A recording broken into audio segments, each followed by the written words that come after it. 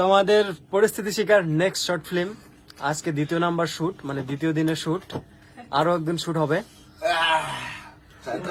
ঘটনা হলো আমি খুব ভালো করছি আজকে, মানে একটা ফাটে দিয়ে একটা অন্যরকম একটা মনে জেদ দিছি না, ওই জন্য পুরিয়া দমে একটা সুন্দর কাজ হয়েছে।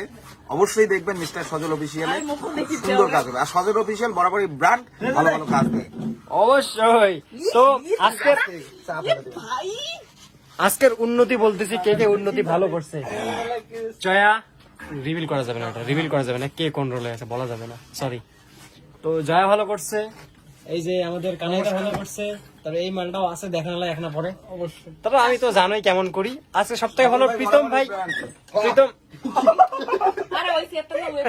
সব থেকে বড় কথা হচ্ছে আজকে আমাদের সিনেমাটোগ্রাফার মানে প্রীতম ভাইকে অনেক বড় একটা এসে জানাতে চাই, মনে হয় ও মনে মনে একটা জেদ নিছে।